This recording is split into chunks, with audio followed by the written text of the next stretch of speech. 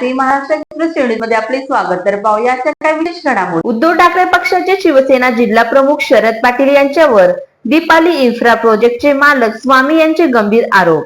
त्यामुळे राजकीय वर्तुळात एकच खळबळ।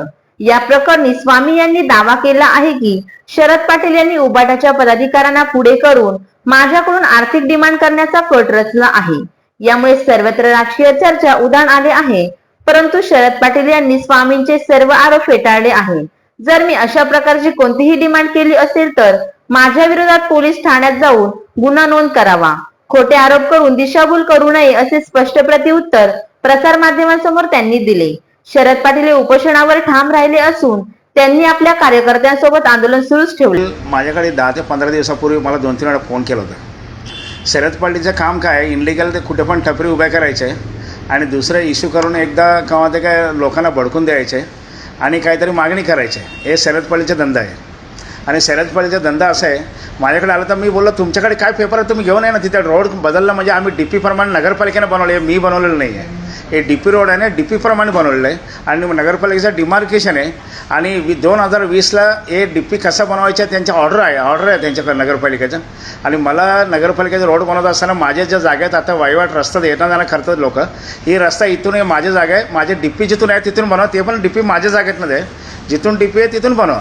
मी त्यांना पत्र दिलं वकिलाकडून मी नोटीस दिल्यानंतर मला नगरपालिकेने बोलवल्यानंतर DP आम्ही मार्क करतो, मग तुम्ही तिथे देणार का? ओलं देणार ना, DP जिथून आहे तिथे द्यायचंच आहे मला। मी दिलं DP, त्या लोकांना 12 मीटर DP पासून माझं सँक्शन आहे। मला ते नगरपालिकेनं सांगितलं तुम्ही जरा पुढे 18 मीटर आज ना उद्या करायला लागेल, तुम्ही 18 मीटर देऊ शकता का? बोला मी देऊ शकतो। मी मला काय पैसे देणार आहे, तुम्ही काय द्यायला काय मला अडचण नाही आहे। मी 18 मीटर रोड जागेवर केलेलं आहे आणि ते पण जागेवर नगरपालिकेनं सिमेंट कॉन्क्रीट केलेलं आहे आणि नगरपालिका सांगितल्याप्रमाणे आम्ही केलेलं आहे, कुठला इनलिगल केलेलं नाही आम्ही। आणि शरद पाटील ओनली ब्लॅकमेल करतो, स्वतःचा फायदा करता। आणि अनेक वेळा त्यांना सांगितलं, त्यांना मी काल पोलीस स्टेशनला सांगितलं, पोलीस स्टेशनला बाबा माझ्या जागेत तर उपोषणाला बसायचं नाही, माझ्याकडे जे डॉक्युमेंट बघायचं तर तुम्ही येऊन डॉक्युमेंट बघा ना। पहिलं तुम्ही आंदोलन बसलं उपोषण करण्यापेक्षा तुम्ही माझ्याकडे येऊन माझ्याकडे डॉक्युमेंट आहे का नाही, काय मिस्टेक आहे का माझ्याकडे बघून घ्या ना आणि व्हेरिफिकेशन करा। अगर मी नाही दिलं तुम्हाला दाखवलं नाही आहे, तुम्हाला पेपर नाही दाखवलं तर तुम्ही हे करू शकता। आज मी तुम्हाला सर्व पेपर DP रिमार्केशन, माझे DP कसं आहे, TLR कसं आहे, सर्व दाखवतो मी तुम्हाला। आता सर्व म्हणजे सर्व आणलेलं आहे। काय ते रघुनाथ शांताराम गुलवे उपोषण केलं भेटाय ना? नाही, शांताराम गुलवे कोण आहे अजून मला माहितीच नाही, मला कधी भेटलंच नाही आणि कोण आहे मी शांताराम गुलवेच्या माझ्या कधी मुलाखत पण नाही। काल पोलीस स्टेशनला जेव्हा आलो होता, पोलीस स्टेशनला शरद पाटीलच पुढे येतो। हे शरद पाटीलच्या कारणामुळे शांताराम गुलवे वगैरे नावाला खाली हे आहे, म्हणजे शांताराम गुलवे मला खाली भेटला पण नाही कधी। हे शरद पाटीलचं काम आहे। हे शरद पाटील स्वतः नगरपालिका काल शरद पाटील आपलं हे म्युनिसिपल पोलीस स्टेशनला शरद पाटील एकटा होता तिथे आणि पोलिसांनी जेव्हा बोलवलं तर शरद पाटील आला होता, मला शरद पाटील भेटला। मी बोलला तर शरद पाटीलचा आता बोलण्यात काय अर्थ नाही आहे। शरद पाटीलचा डिमांड असतो, त्यांच्या डिमांड आपल्याला करायचा नाही आहे। आपल्याला कायद्याने लिगली आहे ते करायच्या, कोणाच्या कायद्याला आपल्याला मोडून आणि कोणाच्या डिमांडला आपल्याला हे करायचं नाही आपलं। बस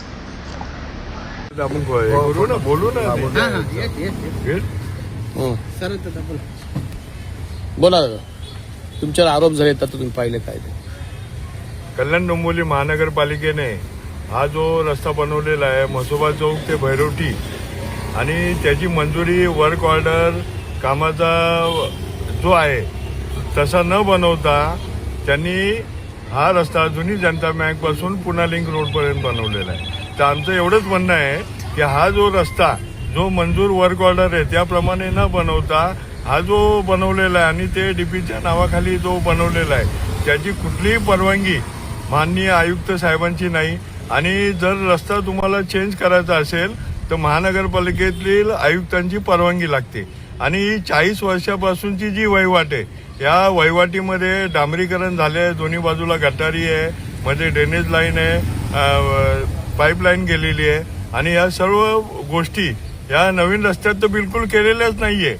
आणि जे काय बिल्डर आहेत सन्माननीय स्वामी यांनी जे काही आरोप केलेले आहेत ते मी मगाशी माध्यमाकडनं मला समजलं की मी ब्लॅकमेल करतो, तर त्यांना कुठे ब्लॅकमेल केलं असेल तर त्यांनी सरळ पोलीस स्टेशनला तक्रार द्यायला पाहिजे की काय ब्लॅकमेल केलेलं आहे। असे खोटे नाटे आरोप करून असं चालणार नाही। आणि हे जे झाडं तोडलेले आहेत या रस्त्याच्या रुंदीकरणामध्ये किंवा XYZ तर त्यामध्ये जे 30 ते 40 वर्षापूर्वीचे मोठे मोठे वृक्ष होते, हेरिटेज वृक्ष होते आणि ते तोडण्यात आलेत आणि ते तोडायची छाटायची परवानगी घेतलेली आहे. झाडं मुळापासून उपटायची परवानगी घेतलेली नाही आणि त्याच्याबद्दल हे बिल्डर असेल, या महानगरपालिकेचे अधिकारी असेल यांच्यावर ताबडतोब गुन्हा दाखल झाला पाहिजे अशी आमची तर या होत्या शहरातील महत्त्वाच्या ठळक घडामोडी. अशाच काही नवनवीन घडामोडी पाहण्यासाठी आमच्या चॅनलला लाईक करा, शेअर करा, सबस्क्राईब करा आणि बेल आयकॉनला विसरू नका. धन्यवाद.